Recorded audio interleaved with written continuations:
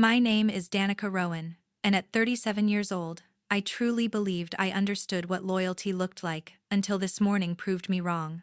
I live on the third floor of an aging brownstone in Milwaukee, the same building I've managed for nearly a decade, the same place my late grandmother invested every heartbeat and dollar she had. The pipes groan through winter, the hall lights flicker if you breathe on them wrong, but it's home mine and everyone else's. At 8:14 a.m., my sister Lara breezed into my apartment without so much as a knock and slid a folded notice across my kitchen table. A new rent figure stared back at me. $9,450. My rent, previously $2,800, had exploded into a number that barely made sense on paper. Lara didn't bother explaining. Her smirk did all the talking, as if she'd been waiting her whole life to watch me choke on a number she knew I could never afford. An hour later, my parents called. Not to ask if I was all right, no. They launched straight into rehearsed speeches about market value, timely adjustments, and responsible asset management. Everything except the truth, that no one in this building could survive such an increase, and they knew it.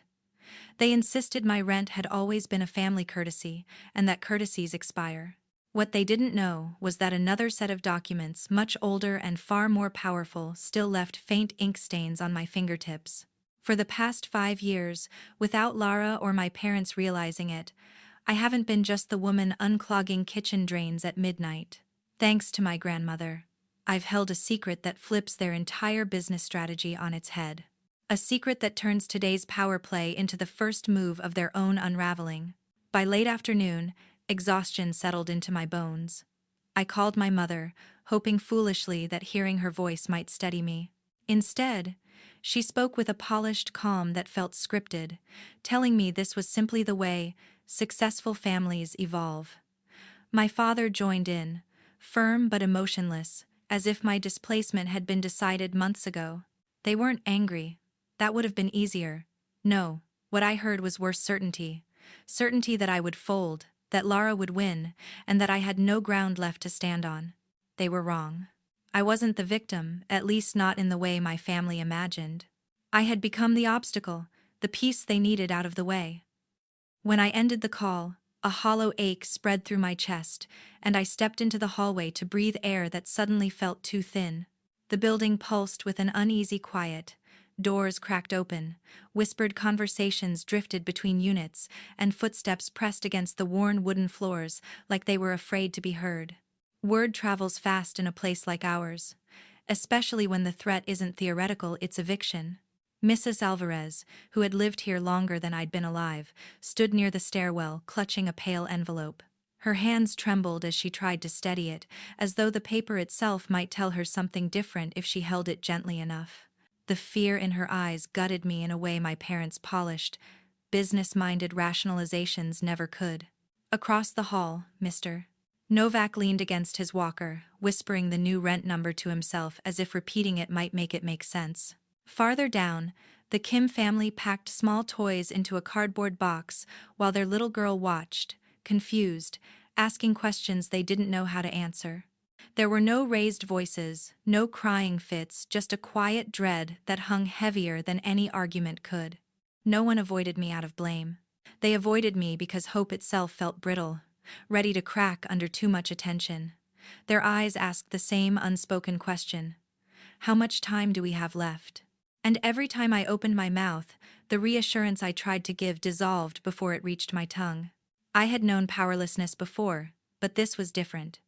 For the first time, the weight of an entire community pressed against my spine. I wasn't the only one about to lose something, everyone was. And somehow, that responsibility felt more intimate than any bond I shared with the people who had caused it. When the hallway finally quieted, a soft knock sounded behind me. I turned to find Marian Flores standing at my door, steady as ever. She didn't offer sympathy or small talk. She simply stepped inside, removed her scarf with practiced precision, and studied my face the way only someone who had watched decades of tenants and generations of my family could. Marian had known my grandmother far better than most, and when she spoke, each word carried the weight of understanding. Small signs from years ago, subtle disagreements, the way my grandmother watched Lara's ambition harden into something colder. According to Marian, this wasn't sudden at all. It was the final step in a pattern my grandmother had seen coming long before I ever did. Then Marian said something that made the room feel smaller, as if the walls leaned in to listen. She told me my grandmother had never trusted keeping all her important documents in banks or law offices.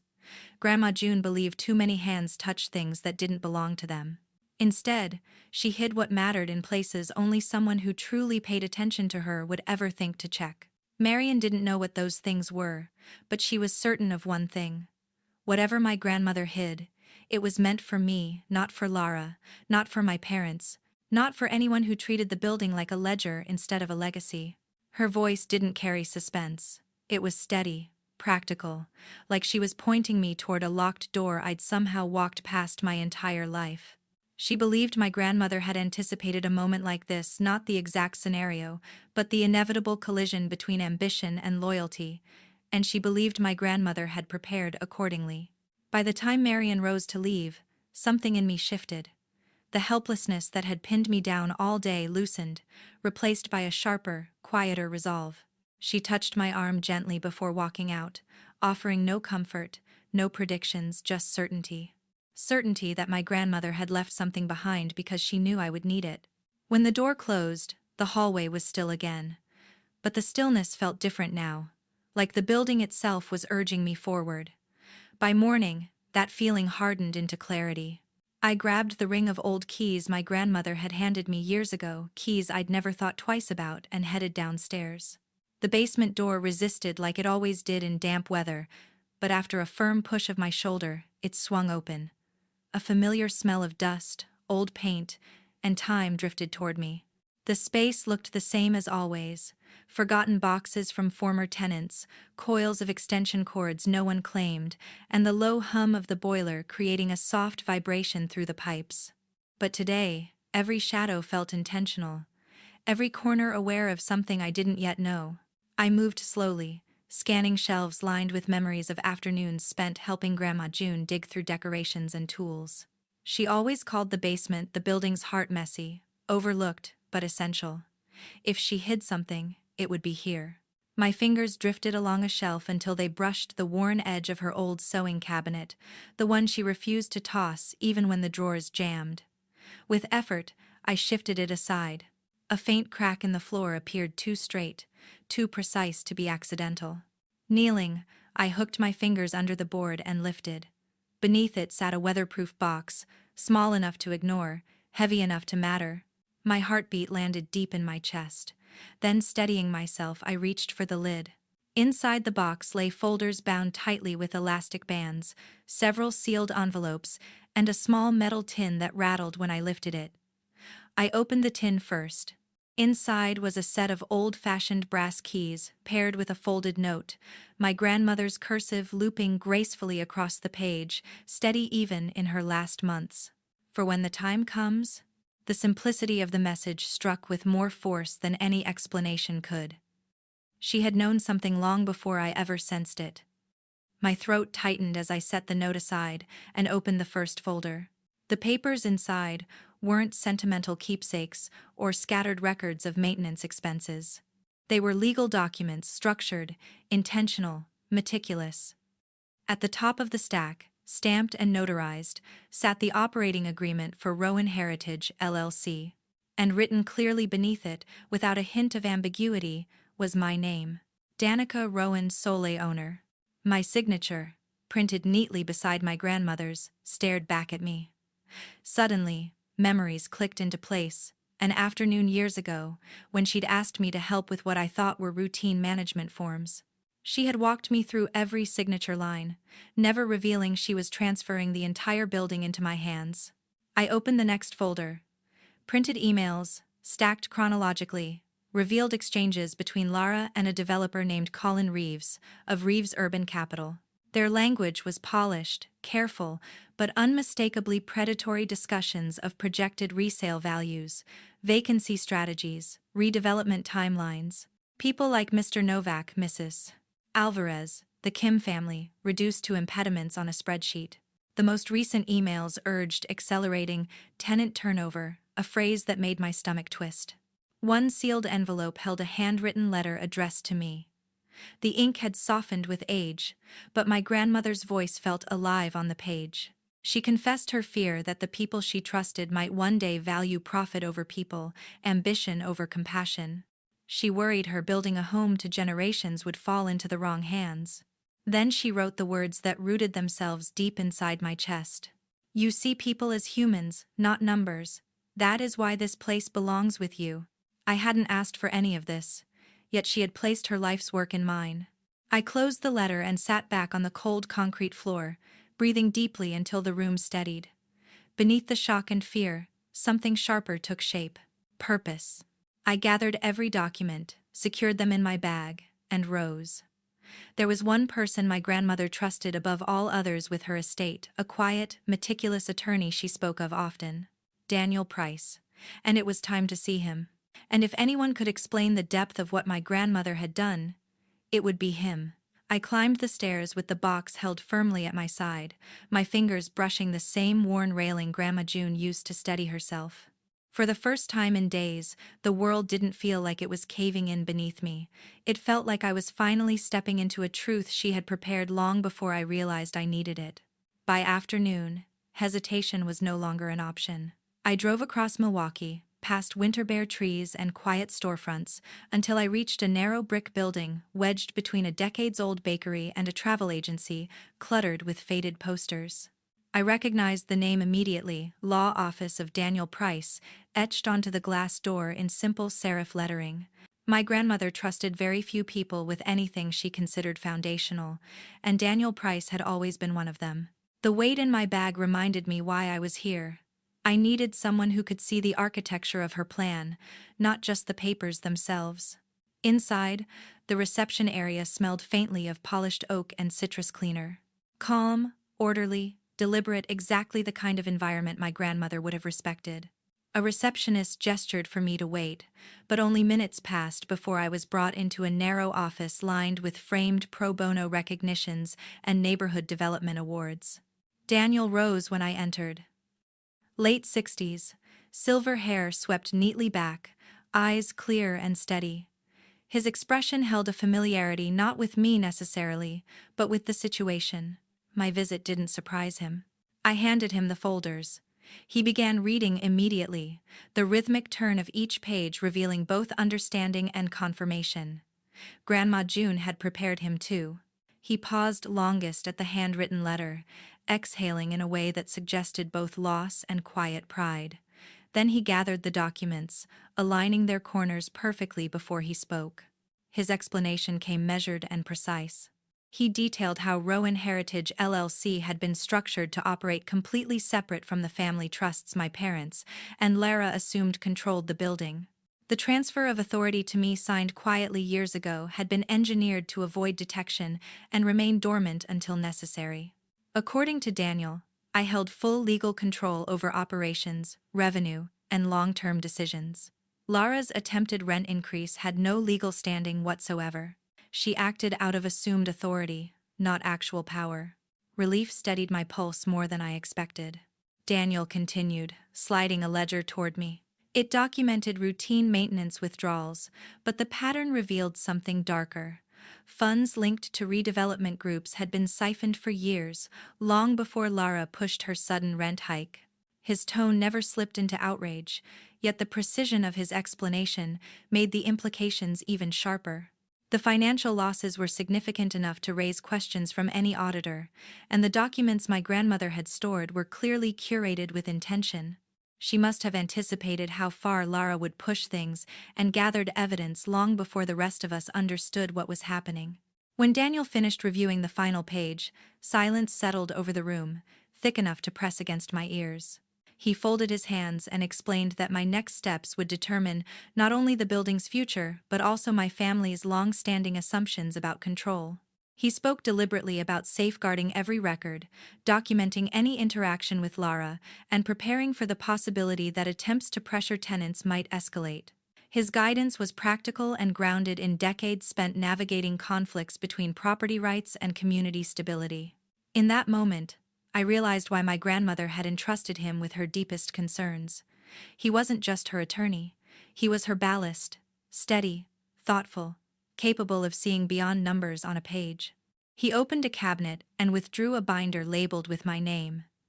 Inside was a timeline my grandmother had drafted, outlining steps she hoped I would follow if circumstances ever demanded it.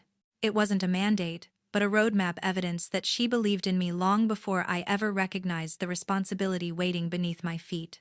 It also revealed why she never confronted Lara directly. She understood that consequences landed harder when truth revealed itself without theatrics. As I stepped out of the office, the late afternoon light felt sharper, almost electric.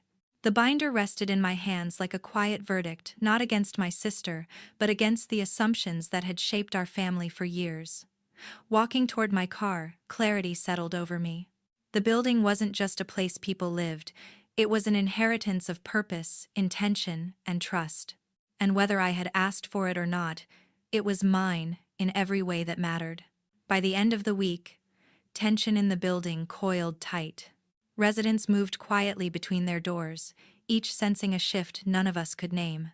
That shift crystallized early one morning, when heavy footsteps pounded up the stairwell, followed by the metallic clatter of clipboards striking railings. I opened my door in time to see Lara leading 3 men in stiff suits, each holding inspection checklists. She walked with deliberate confidence, heels clicking like a metronome of intent, pointing at units as if she possessed unquestioned authority. Her expression carried a boldness that felt rehearsed, as if she believed she possessed authority she never actually had. Behind her, the 3 suited men surveyed the hallway with cool detachment, their clipped glances unsettling the residents who peeked through barely cracked doors. Their presence suggested looming judgment, and Lara seemed energized by the unease she created. She handed one of the men a folder and directed him toward the lower floor units, instructing him to begin documenting conditions. It didn't matter that she had no lawful right to conduct inspections or enforce compliance. The performance was the point, the appearance of control where none existed. What Lara didn't realize, what she couldn't have imagined, was that the building had already begun to align against her. The previous night, the community room had filled shoulder to shoulder with residents determined not to be quietly displaced. At the center of the gathering stood Jasmine Lee, a housing counselor from a local nonprofit Marion had contacted on our behalf. Jasmine spoke with steady assurance, laying out tenant rights in clear, practical terms. She explained documentation protocols, how to record interactions, and how intimidation without legal basis held no enforceable weight.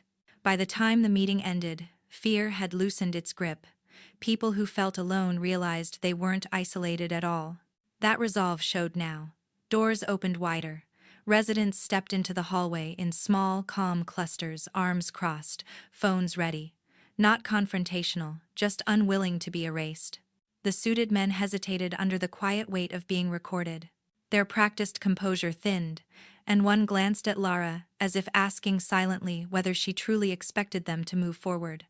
Her jaw tightened, and she forced out an order to continue.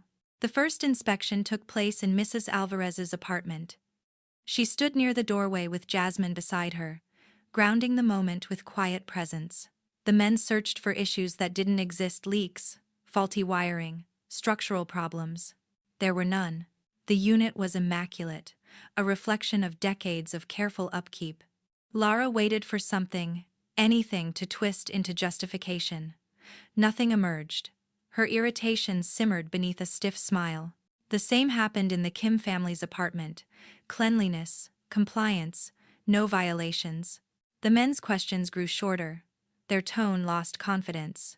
By the time they reached the final unit, the entire process had collapsed into a parade of empty findings. The men looked ready to flee. One muttered something to Lara, which she dismissed with a brittle wave. Her expression tightened into something sharp and cracking. Her plan was unraveling before her eyes. She scanned the residents gathered in the hallway, steady, calm, unshaken, and for the first time since this began, her composure cracked. Her eyes darted from phone cameras to folded arms to silent witnesses. Then, without warning, she declared that the family would meet at Uncle Steve's office the next day to resolve structural issues within ownership. Her voice carried forced authority. like someone clinging to a rope that was already slipping through her hands. She offered no explanation, no invitation for questions, just an order she expected to be obeyed. As the inspection team retreated down the stairs, residents drifted back into their apartments, a wave of quiet relief softening the tension that had been building for days. The hallway regained its familiar stillness, but beneath it pulsed something new: confidence. They had seen the intimidation unravel. And so had she. I closed my door and placed Daniel's binder on my desk. The inspection had revealed nothing about the building's condition, but everything about Laura's desperation to control it. Tomorrow's meeting wouldn't be about management or redevelopment. It would be a reckoning she didn't realize she had already set in motion. The next morning carried weight before I even stepped outside. Low clouds pressed against the Milwaukee skyline, muting the daylight as I drove into a district packed with narrow streets, small law offices, and whispered negotiations. A fitting landscape for what awaited. I parked, steadied myself, and stepped toward the glass entrance of Uncle Steve's office, Daniel's binder tucked firmly under my arm. Inside, soft yellow lighting cast a muted glow across the waiting area. Laura was already seated, straight-backed in a navy blazer, her expression sharpened into something brittle and triumphant. My parents stood by the windows, their conversation halting the moment they saw me. Their faces held a strange mix of expectation and impatience, as if the decision had already been made and I was merely arriving to sign off on it. Laura didn't hide her confidence. She looked at me like someone examining a problem she was certain she'd already solved. Uncle Steve greeted us with stiff politeness and ushered everyone into a conference room dominated by a long oak table. Neatly arranged folders sat at each seat. A pitcher of water remained untouched in the center. The room felt staged, prepared, almost rehearsed. I took my seat. Laura's eyes flickered, narrowing with interest. Steve began speaking, outlining structural changes he believed necessary for the property. He spoke of redevelopment potential, long-term gains, investor partnerships. His tone was smooth, but every point aligned almost word for word with Laura's earlier plans. When Laura took over the discussion, she launched into a polished presentation, framing the building as a valuable but underperforming asset. She passed out glossy packets filled with projected numbers, timelines, buyouts, and estimated returns. Her voice carried crisp confidence, the kind that relied on people being too intimidated to question her. My parents nodded along, visibly swayed by the promise of financial gain. They emphasized that family unity depended on cooperating with Laura's direction. The phrase rang hollow, as though they were repeating a line rehearsed so many times it had lost its meaning. I watched my mother's overly bright expression, my father's clenched jaw, and felt that familiar distance settle between us like a quiet barrier. Their definition of family had always relied on hierarchy, and in that hierarchy, Laura stood at the top. When they finished, the room fell silent, expectant. Their confidence pressed against me like a weight, as if the outcome had already been decided. Then I opened Daniel's binder. The first set of documents slid across the table with a soft scrape. My voice remained calm as I explained that Rowan Heritage LLC, not the family trust, held complete ownership of the building. The agreement naming me the sole legal owner rested at the top of the stack, my signature aligned beside my grandmother's. Laura's confidence fractured. She stared at the page, her expression hollowing into disbelief. My parents exchanged startled glances, confusion overtaking certainty. Next, I placed the financial ledgers before them, records showing withdrawals from building accounts to firms tied directly to Laura. Each amount had been clearly marked, each transaction forming a pattern of misappropriation impossible to explain away. My tone stayed steady as I outlined the implications. The binder held everything: maintenance charges that never reached contractors, consulting fees routed through shell entities, monthly transfers with no legitimate purpose. Finally, I set down the last file: the printed emails between Laura and Colin Reeves. Their correspondence outlined strategies for clearing tenants, accelerating vacancies, and preparing the building for redevelopment. The language was careful, but undeniably intentional. As the pages spread across the table, Laura's face drained of color. Silence gripped the room. My parents sat frozen between loyalty and the undeniable evidence laid before them. Lara tried to form a response, but no words came. Her composure had shattered. Then, a knock broke the stillness. The conference door opened, and Daniel Price stepped inside, calm and deliberate. Behind him stood an investigator from the city attorney's office, a slim folder tucked under his arm. He introduced himself formally and stated he needed to discuss financial discrepancies tied to property management activities. The room shifted, and Lara finally understood she was no longer in control. His tone wasn't harsh, but the authority in it sliced through any argument before it could form. Lara's reaction was immediate, a mixture of disbelief and rising dread. She looked from the investigator to each of us, as if searching for a door that wasn't there, a version of this moment where she still held control. My parents remained motionless, their earlier certainty dissolving into a heavy, sinking confusion. The investigator held the door open with quiet patience, waiting for Lara to follow him. By the time she found her voice, the room no longer belonged to her. Several weeks passed, allowing the financial investigation to unfold before everything finally converged in a downtown courtroom. The building felt cold despite the early spring sunlight slanting through its tall windows, a polished chill that always accompanies rooms where consequences settle permanently. I took a seat behind the rail, the binder resting on my lap. I no longer needed to open it. Every document, every number, every late-night realization had carved itself into my memory. This moment wasn't about shock anymore. It was truth finally standing in the center of the room with nowhere left to retreat. When the hearing began, the charges were read with clinical clarity. They outlined patterns of financial misconduct tied directly to Lara: disguised withdrawals, transfers routed through shell companies she controlled, and coordinated pressure campaigns to force tenants out so redevelopment could begin quietly. Each piece of evidence was presented with a calm certainty that left little room for interpretation. I watched my sister at the defense table. Her posture was rigid, her eyes fixed on a point ahead of her anywhere but where the truth sat.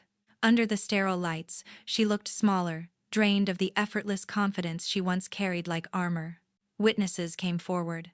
Mrs. Alvarez spoke about the fear that spread after sudden notices appeared. The Kim family described their daughter's confusion when told she might have to switch schools. Even Mr. Novak, leaning heavily on his walker, recounted the anxiety placed on elderly tenants who had nowhere else to go. Their voices were not angry. They were tired from being treated as obstacles instead of human beings. I was called last. The judge asked clear questions about my role, the LLC structure, and the precautions my grandmother had built years ago. I answered steadily. Speaking my grandmother's name aloud felt like placing a hand on my shoulder, steady, guiding, present.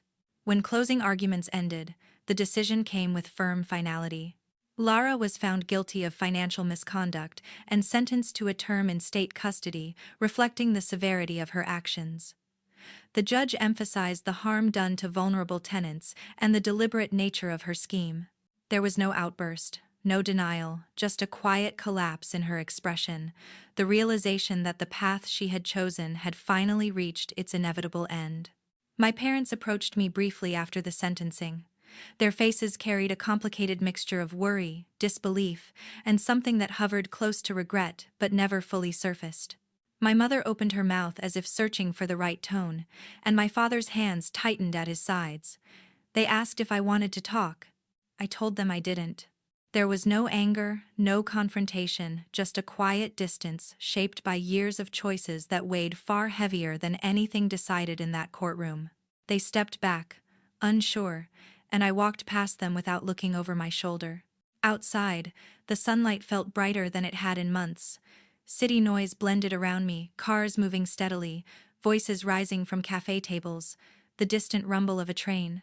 Life continued untouched, indifferent to the upheaval that had just reshaped mine. Yet everything inside me had shifted. I headed back to the building my grandmother had protected with foresight and quiet strength. Standing across the street, I watched its windows catch the late afternoon light, each reflection holding the stories of people who had endured uncertainty together. In the weeks that followed, I worked alongside Jasmine Lee to implement stable rent agreements, schedule long overdue repairs, and ensure every resident understood they were secure. Their relief came not in grand gestures but in small, steady signs: doors left propped open with the smell of cooking drifting into the hall, conversations exchanged without tension, laughter returning in soft pockets.